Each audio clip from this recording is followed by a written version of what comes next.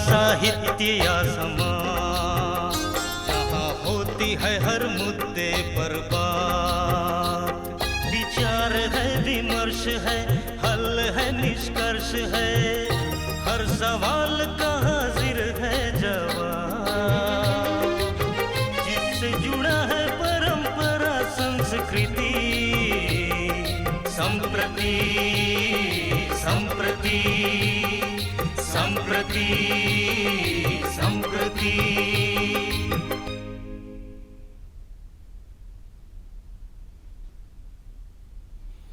संप्रति, हाल ऐसा कि रक्षक आए याद बार बार हर बार। लेकिन रक्षक कौन? माता जगदम्बा की बात हो रही है साथियों। नवरात्र के अवसर पर आज हम दो विशेषज्ञों को स्टूडियो में बुलाए हैं। संप्रति के कार्यक्रम में आप सबों का स्वागत है। आप हैं सुशील कुमार तिवारी जी, आप ब्रजभूषण संस्कृत महाविद्यालय में प्रोफेसर हैं, और आप हैं पंडित रामदेव पांडे।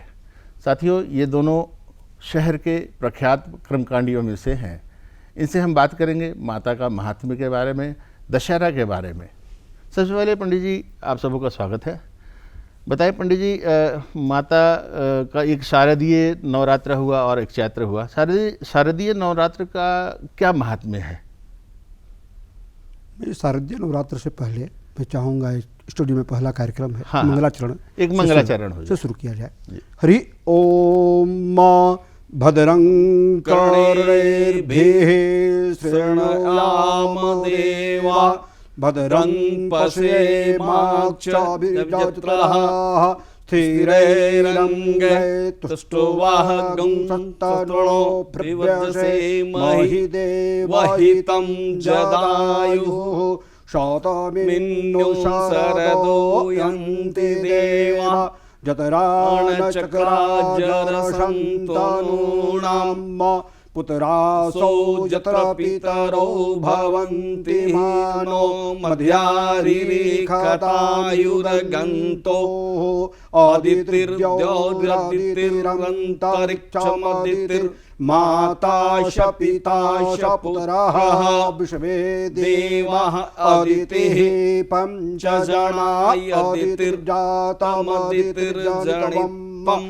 द्योः शान्तिरन्तरिक्षगुं शान्तिः, पृथिवी शान्तिः, आपः शान्तिरौषधयः शान्तिः, वनस्पतयः शान्तिः, विश्वे देवाः शान्तिर्ब्रह्म शान्तिः, सर्वगुं शान्तिः, शान्तिरेव शान्तिः। सर्वमङ्गलमाङ्गल्ये शिवे सर्वार्थसाधिके शरण्ये त्र्यंबके गौरी नारायणी नमोस्तुते। आज संप्रति वार्ता में शारदीय नवरात्र दुर्गा पूजा के विषय में। यह शारदीय नवरात्र हमारे देवी पुराण में 4 नवरात्रों का वर्णन है। प्रथम चैत्र में वासंतिक नवरात्र, आषाढ़ मात्र में गुप्त नवरात्र, और आश्विन शुक्ल पक्ष प्रतिपदा महालया के बाद 15 दिन तक पितृदेवो भवः, पितरों की पूजा करते हैं। वह पहले पितरों, जब तक हम इस भूमि में अपने पितृकुल को संतुष्ट नहीं करेंगे, देवता भी संतुष्ट नहीं होते हैं। बिल्कुल बिल्कुल। और महालया और ये पूजन वासंतिक शारदीय नवरात्र में बड़े तादात्म्य संबंध है। आज हम पितृ विसर्जन करते हैं और माँ का भी उस देवी माने उस धरातल से, उस आकाशीय मंडल से भगवती का आगमन होता है प्रतिपदा के दिन। आज बंगाल में विशेष महालया का दिन है और देवी का आभरण भी करते हैं आज के दिन में। और शारदीय नवरात्र 9 दिनों का है। प्रथम दिन शैलपुत्री माता का, हाँ, वो उस पर आएंगे। तो शारदीय नवरात्र हम यह कालक्रम एक नक्षत्रीय रूप में भी मानते हैं इसको, शारदीय नवरात्र को नक्षत्र के रूप में, कि शारद काल में जब 9 प्रकृति का पूजन है। ये माता प्रकृति हैं, आद्या शक्ति हैं, प्रकृति हैं। और यह जो शारदीय नवरात्र जब हम फसल उगाते हैं, ये नूतन फसल आने का भी समय है प्रकृति का। और उस प्रकृति रूप में माता जो है ब्रह्माणी के रूप में, आद्या शक्ति के रूप में उनका हम आवाहन करते हैं और कलश स्थापन के दौरान उनका पूजन प्रारंभ करते हैं माता का। साथियों देखिए, शक्ति का आगमन होता है, पंडित जी ने बताया। कई दफ़ा पंडित जी आपसे मैं मुखातिब होना चाहता हूँ, कई दफ़ा ऐसी बात होती है कि अभी अश्व पर आगमन हो रहा है माता का, गज पर आगमन हो रहा है, नाव में माता आती है, इसका क्या सिद्धांत है? देखिए, इसका एक सिद्धांत है, शशि सूर्य गजार उठा सभी भाव में तुरंग में श्लोक है। और इसमें एक दो मान्यताएं हैं, थोड़ा सा कभी कभी डिफिकल्ट होता है, एरर आता है इसमें। एरर कहाँ आता है कि कुछ विद्वान ये मानते हैं कि प्रतिपदा के दिन भगवती आ रही है, कुछ विद्वानों का मान्यता है, लेकिन आने का दिन एक ही होता है, वार एक ही होता है। शशि सूर्य अगर जो है रविवार है, सोमवार है, तो गजार उठा गज पर आ रही है, ऐसे करके।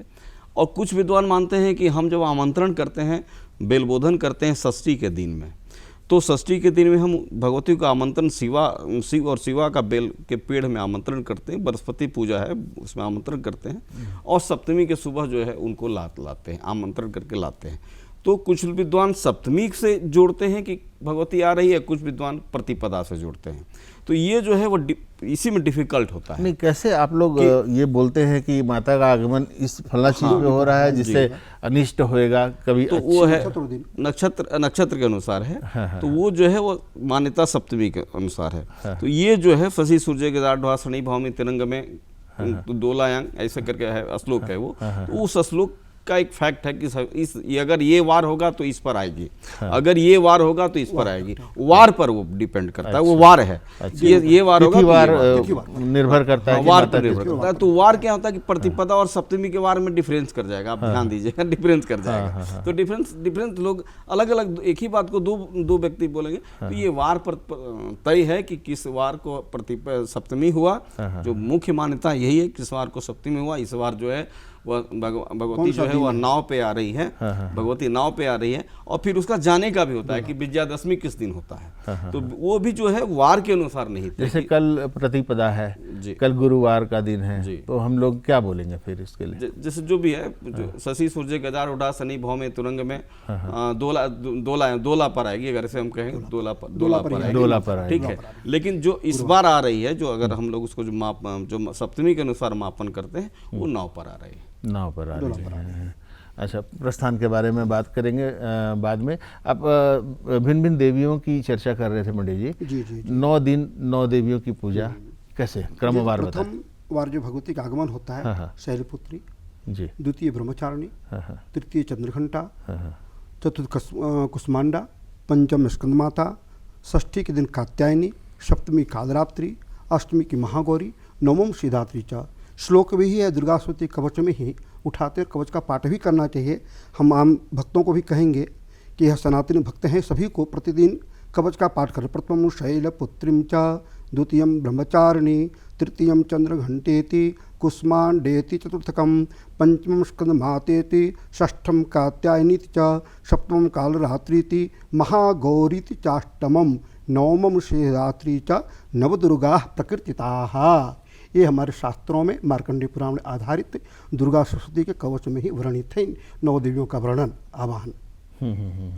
तो पंडित जी आप बताएं, जैसे ये 9 देवियों का हम शैलपुत्री माता से शुरू करते हैं, जैसे 9 दिन चलते हैं, किन देवियों का पूजन से किस तरीके का फायदा होता है? प्रथम के लिए बता दें आप।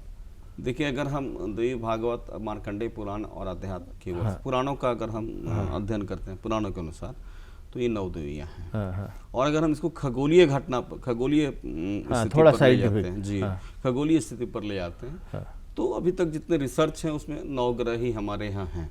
बाकी ग्रह जो देखे जा रहे हैं उनका कोई ज़्यादा प्रभाव पृथ्वी पर नहीं पड़ता है। तो हमारे आदिकाल से जो हमारे जो पूर्वज हैं, ऋषि हैं, हमारे जो ऋषि पूर्वज हैं, तो उन्होंने कहा कि ये 9 देवी जो है वह 9 जो देवी है वो एक एक देवी एक एक ग्रह की जो अधिष्ठात्री देवी है। अच्छा। प्रथमम शैलपुत्री से, जैसा गुरु जी ने कहा, प्रथमम शैलपुत्री से, प्रथम जो है वह शैलपुत्री है। शैलपुत्री जो है वह शैलपुत्री के जो अधिष्ठ ग्रह है वह सूर्य है प्रथम दिन का। द्वितीय दिन का जो है वह चंद्रमा है। तृतीय 9 ग्रह के मार्ग के अनुसार अगर हम जोड़ते चले जाएंगे, तो क्या इसको हम लोग ज्योतिषीय घटनाक्रम भी कह सकते हैं, या खगोलीय ऐसे कोई बात हो सकती है? देखिए, यह तो ज्योतिषीय घटनाक्रम भी है और खगोलीय घटनाक्रम है। नवरात्र जो है, आप जब देखेंगे नवरात्र जो होता है, जैसा गुरुजी ने कहा कि हमारे यहाँ 4 नवरात्र हैं, तो ये चारों नवरात्र जो है वह 6 ऋतु काल के संधि काल में होता है। संधि काल, जहाँ हम एक दूसरे से मिलन करते हैं। और संधि काल जो होता है वो किसी भी चीज़ का संधि काल बड़ा महत्वपूर्ण होता है। जैसे देखेंगे कि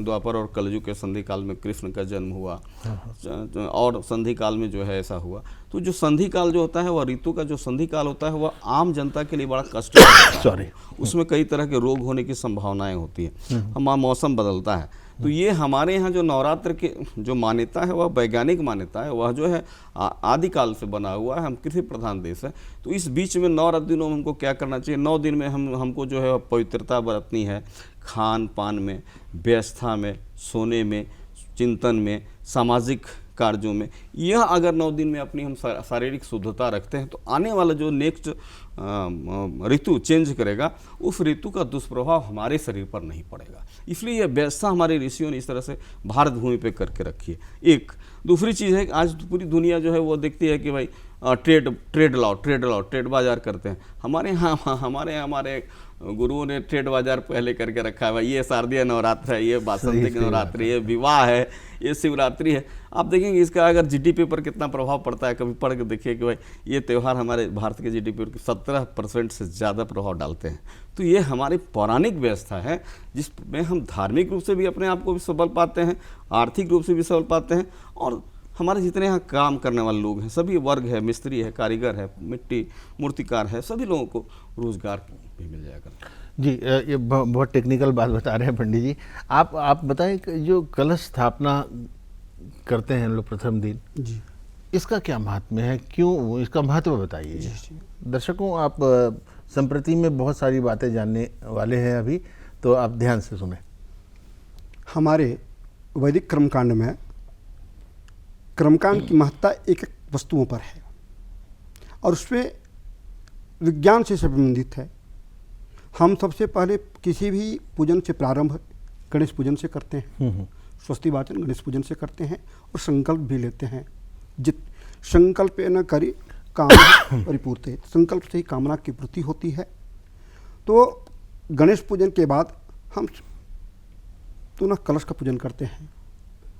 तो कहते हैं कलशस्य मुखे विष्णु कंठे रुद्र समासिताः कुक्षोतु सागरा सर्वे सप्तदीपा वसुंधराः ऋग्वेदो यजुर्वेदो सामवेदो यथर्वणः अंगे च सहिता सर्वे रक्षन्तु मातरः। ऐसा कहते हैं कलश सभी समुद्रों का, नदियों का वास होता है, सप्त सागरों का वास होता है, सबका आह्वान करते हैं, और उसमें डालते भी मंत्रों के द्वारा। जी बिल्कुल।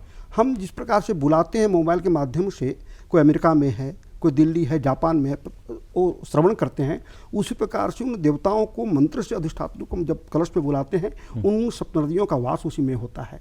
रुद्र का, ब्रह्मा का, विष्णु का, गायत्री का, सावित्री का, सभी समष्टि रूप से हम सबको देख नहीं सकते हैं, किंतु एक भावनात्मक सात्विक रूप से कलश में सबका आवाहन करते हैं।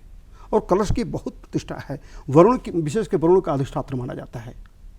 जी हाँ, वहाँ कहा जल के देवता, जल के देवता हैं, वो वरुण के ही रूप में उसको स्थापित किया जाता है। और ऐसे कामना करते हैं कि हे वरुण देवता, हमारे ये सृष्टि में जल की प्राप्त होता रहे, जल ही जीवन है, जल हमें मिलता रहे, और वरुण के आवाहन करके उस वरुण की आराधना करते हैं। जल, प्रकृति, कई तरह की बातें ऐसे बता रहे हैं हमारे पंडित जी। बहुत वैज्ञानिक दृष्टिकोण से भी ये हम लोगों के लिए बहुत वैज्ञानिक दृष्टि से ही आधारित है ये।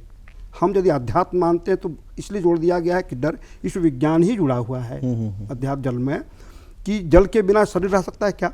मानव शरीर जल के बिना नहीं रह सकता है।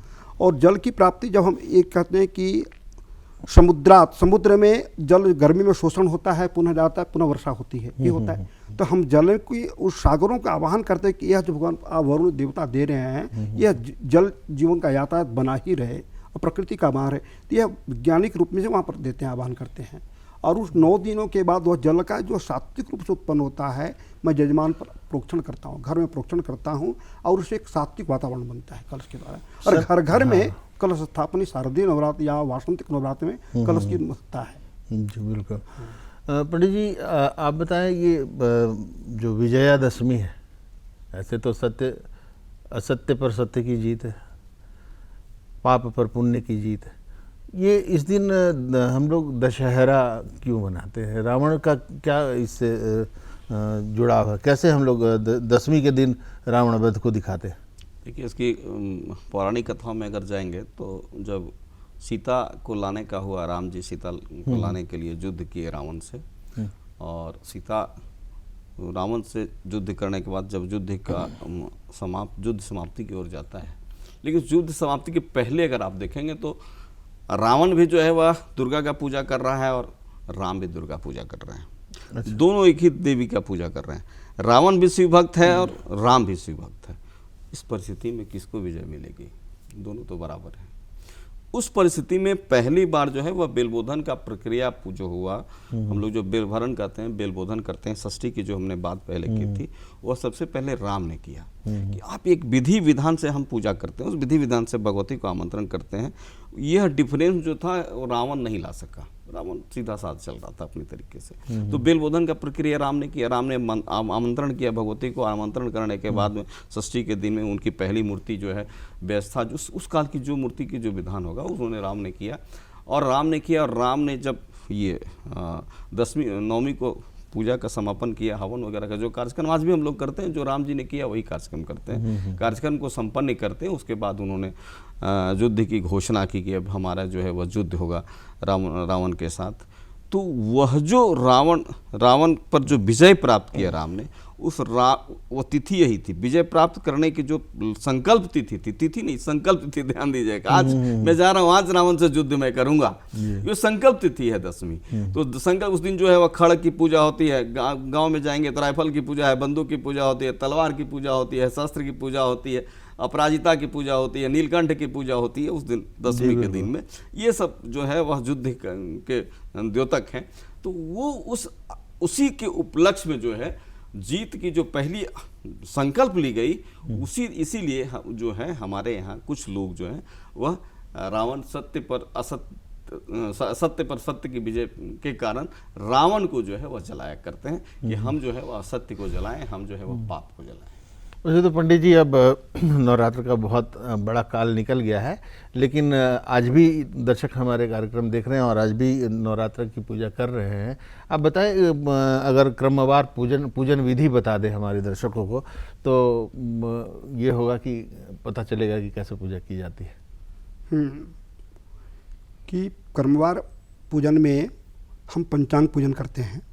पंचांग में गौरी गणेश, कलश, षोडश मातृका, नवग्रह, उसका सर्वतोभद्र में भगवती को कलश आधारित करके एक नारियल स्थापित करके और उस कलश में ही हम जल, सुपारी, अक्षत देते हैं और सभी देवताओं का आवाहन करते हैं। तो सबसे पहले हम गौरी गणेश की पूजन करेंगे, फिर षोडश मातृका का पूजन करेंगे।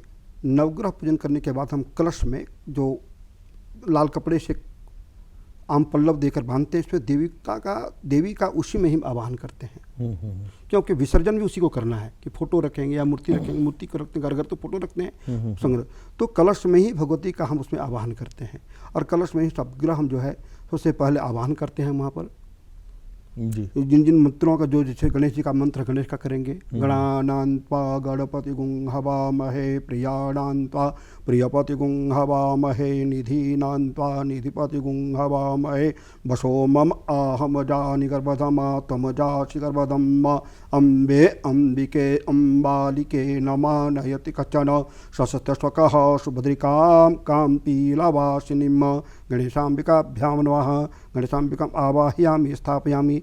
स्थापना करने के बाद पाद्यम हस्तयोर्गम पाद अर्घ्य आचमन, फिर पंचामृत से स्नान करें, फिर वस्त्र से आवेष्टित करें, वस्त्र यज्ञोपवीत चढ़ाएं। सभी देवताओं के प्रति बता रहा हूँ संक्षिप्त रूप से। फिर यज्ञोपवीत वस्त्र, फिर उसमें नेपथ करना है आपको बेलपत्र, दुर्वा और माल्यादीनी सुगंधिनी माल्यत्यान्वे प्रभो मया हृतानि पुष्पाणि गृहतां परमेश्वर, जो भी देवता परमेश्वरी परस्पर जोड़ना है। औषधि ही मंत्र, वैदिक मंत्र भी हैं, पौराणिक मंत्र भी हैं। इतने करने का धूप दीप नैवेद्य, धूप दिखाना है, नैवेद्य दिखाना है और बाद में कर पूरा दक्षिणा चढ़ा के आरती करनी है माता के। आरती करने के ये पूजन के क्रम है। पूजन का क्रम यही चलेगा, किंतु भाव बदलेंगे। जो आपने पूछा क्रमवार, तो ये पंचांग पूजन प्रतिदिन यही होगा, इसमें भिन्नता नहीं आएगी। अब भिन्नता जो आएगी प्रथम शैलपुत्री में मतलब शैलपुत्री के का हिसाब से बदलता हाँ आवाहन है। शैलपुत्री द्वितीय दिन ब्रह्मचारिणी, तृतीय दिन चंद्रघंटा के रूप में, और चतुर्थ दिन स्कंद माता कुष्मांडा, पंचम स्कंद माता, षष्ठी कात्यायनी, और 9 दिन शिवरात्रि के पूजन करने के बाद हम भवनादि कर्म करते हैं अंतिम में। ये क्रम है पूजन का। और कन्याओं का पूजन ब्राह्मण भोजन करा के मेरी बात अभी कन्याओं पे ही आ रही थी। पंडित जी, आप कन्या पूजन समाज में प्रति परिवार करती है कि भाई कन्या पूजन, जो भी पूजा कर रहे हैं वो लोग कन्या पूजन करते हैं, इसका महात्म्य बताएं। देखिए, हमारे यहाँ कल्पद्रुम एक पुस्तक है, महान पुस्तक है, ये अध्याय कर्मकांड का। उसमें लिखता है कल्पद्रुम की कन्या आप अगर 9 दिन तक पूजा नहीं कर सके, आप 9 दिनों तक पाठ नहीं कर सके, 9 दिनों तक आप मंदिरों में नहीं जा सके, परिस्थितियां हो सकती है, कहीं भी हो सकते हैं, हॉस्पिटल में है, ड्यूटी में, कुछ भी है आजकल।